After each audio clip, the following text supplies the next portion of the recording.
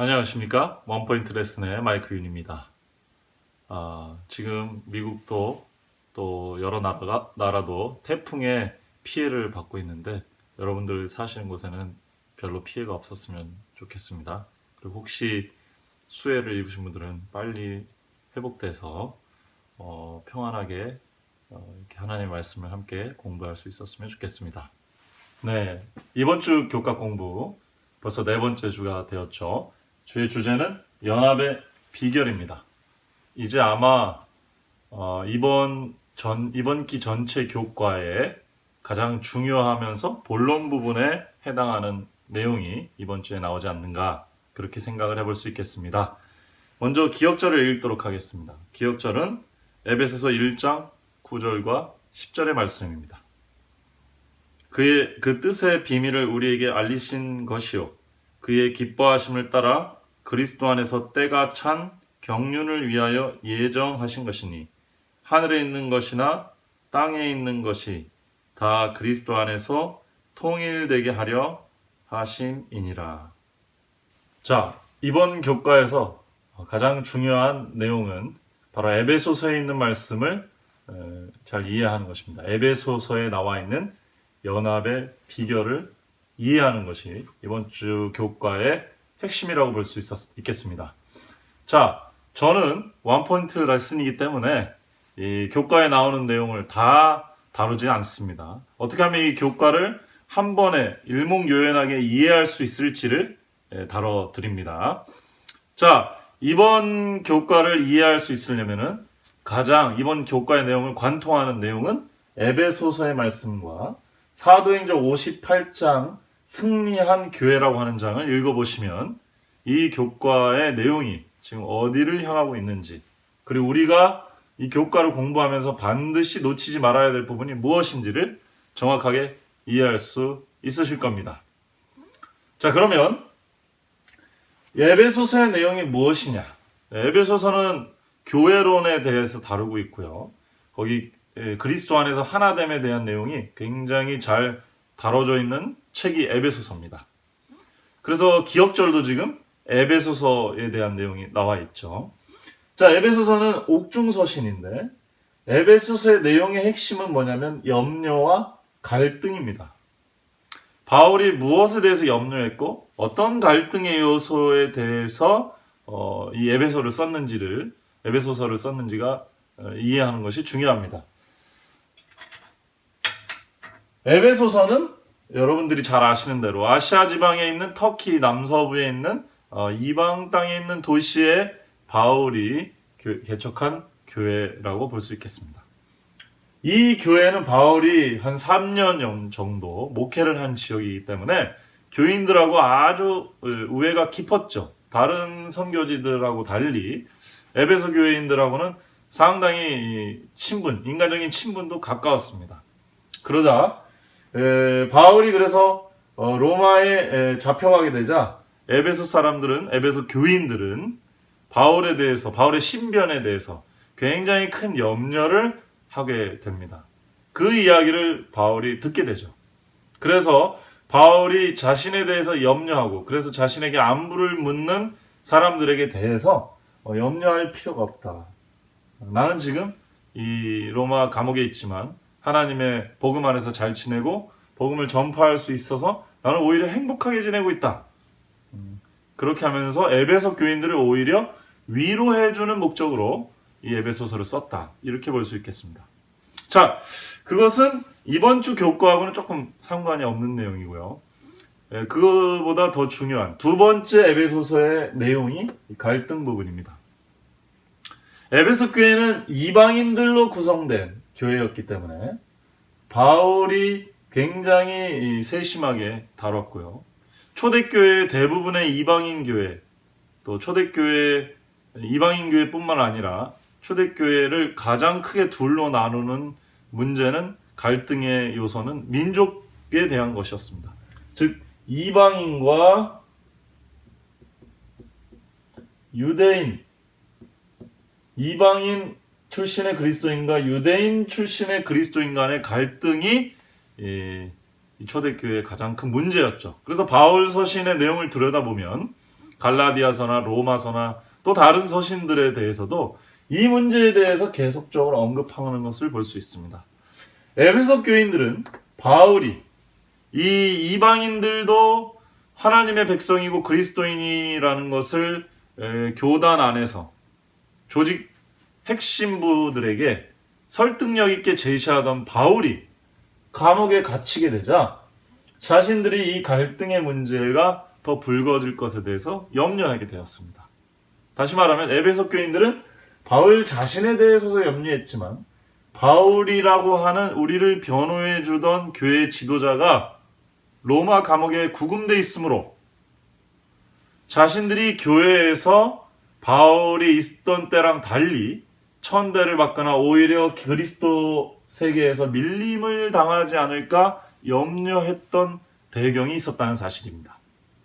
그렇기 때문에 예루살렘 총회에서 이방인들도 성령을 받으면 그리스도인으로 받아들여 주자라는 결의를 내렸음에도 불구하고 바울이 없게 되면 그 빈 공간에 다시 이 문제가 갈등이 생길 것을 에베소 교인들은 염려했던 것이죠.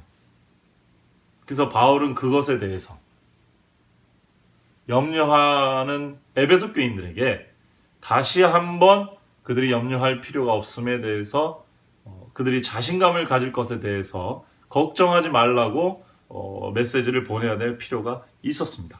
그래서 이번 교과 공부에서 우리가 다뤄야 될 중요한 부분은 에베소서에 나타난 바울이 이 에베소서 교인들이 가진 이방인과 유대인 간의 갈등의 요소에 대해서 신학적으로 바울이 어떻게 그것을 해결할 수 있는지 그런 관점을 그 가운데 소개시켜주고 있습니다. 이것이 에베소서의 교회론이면서 오늘 우리가 주목해야 될 연합의 비결이 되겠습니다.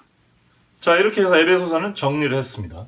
다시 말씀드리면 에베소서는 바울의 구금에 대해서 염려하는 에베소 교인들을 위로하고 다시 이방인과 유대인 간의 갈등에 대해서 염려하는 에베소 교인들에게 신학적으로 다시 가이드라인을 확실히 잡아주는 목적으로 기록이 되었다는 사실을 알 수 있습니다.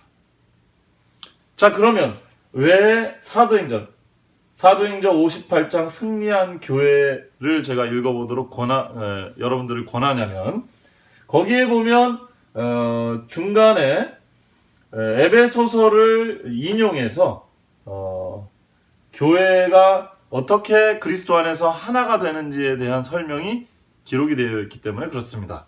사도행전 58장 승리한 교회 596페이지를 보시면 화이트보이는 이렇게 기록하고 있습니다.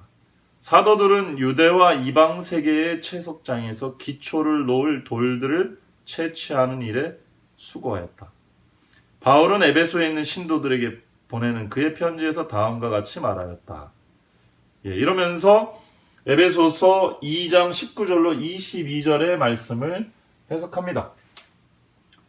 화이트보이는 바울이 초대교회에 이방인과 유대인으로부터 교회의 기초가 될 기초돌들을 골라내서 선교하는 일을 했다. 이렇게 기록하고 있습니다.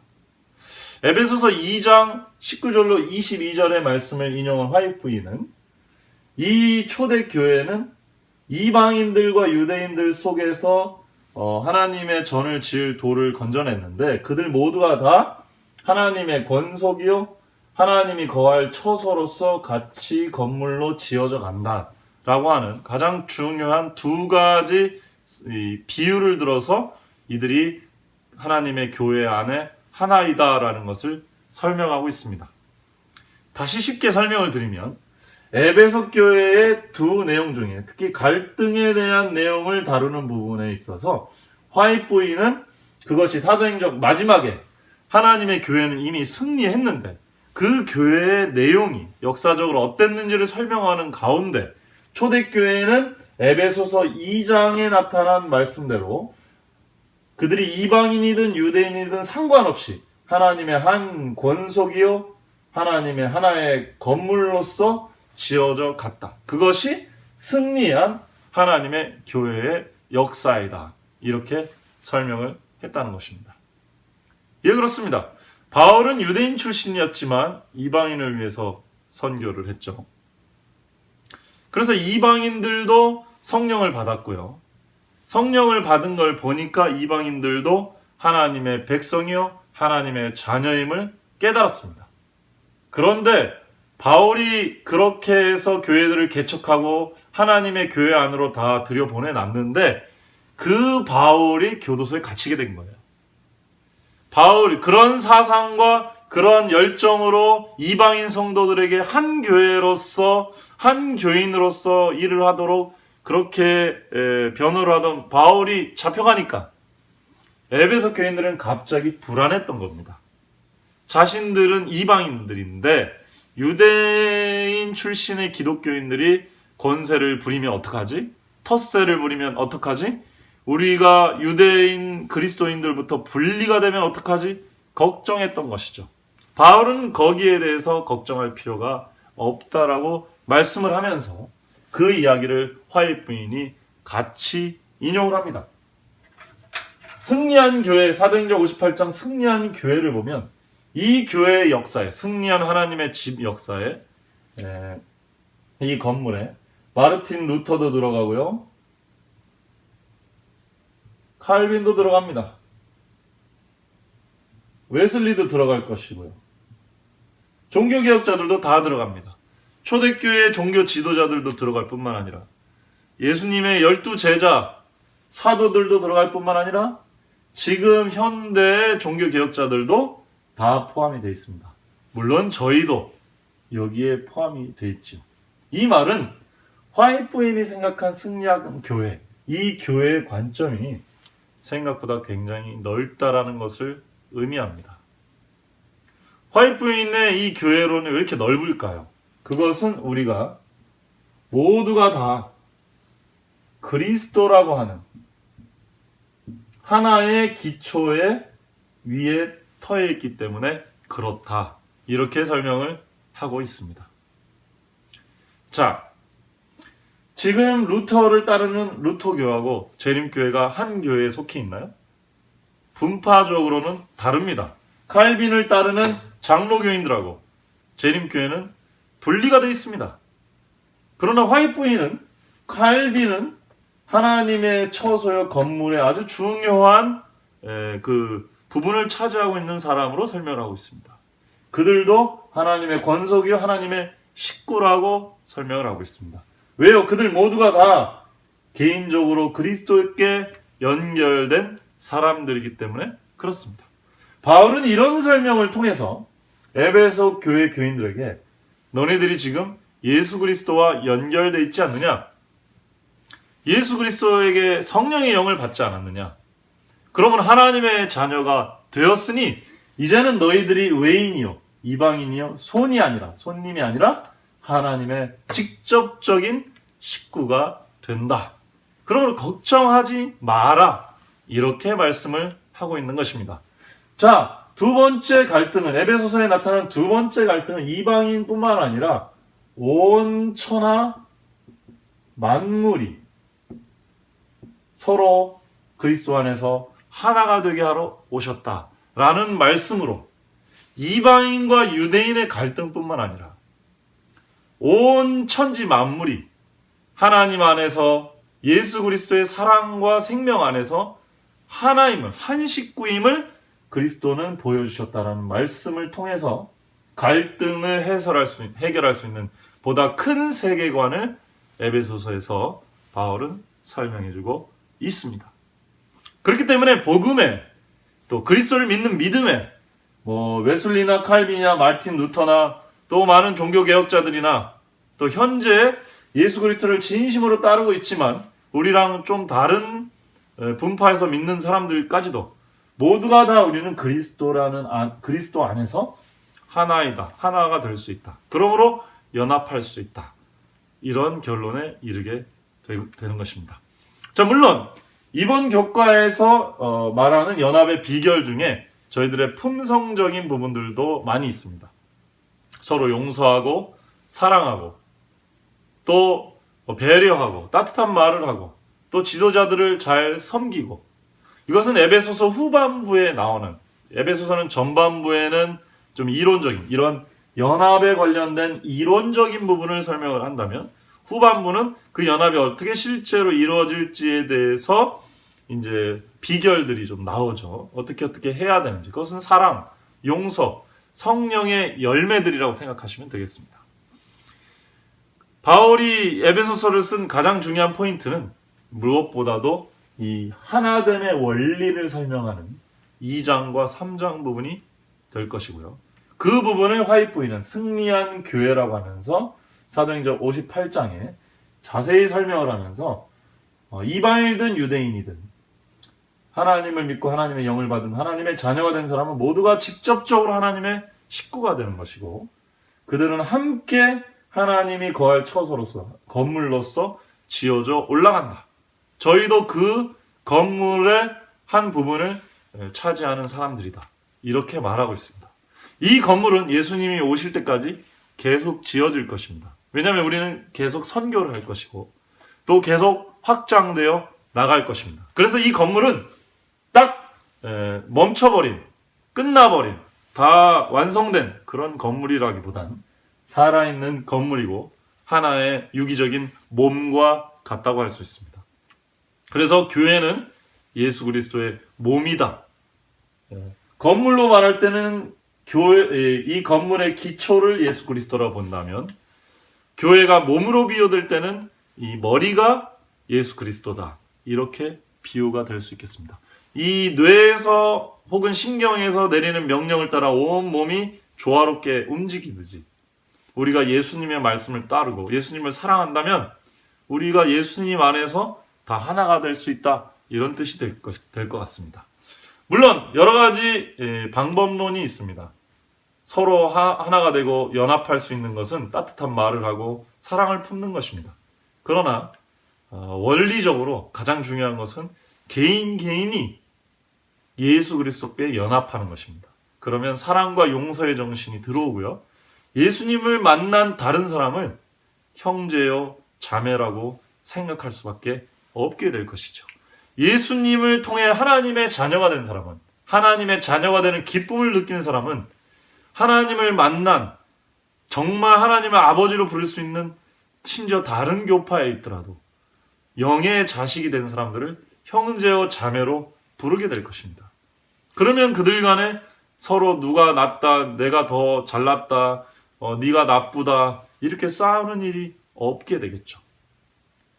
혹 진리를 좀 더 명확하게 더 깨끗하게 알고 있는 사람이 있다면 우월의식을 갖는 게 아니고 같은 형제된 자들에게 우리가 하나님께 정말 진심으로 더 잘 섬기려면 이러한 길을 가야 되지 않겠느냐고 권면은 할 수 있을 것입니다. 오늘 우리 교회는 작은데도 분열이 많습니다.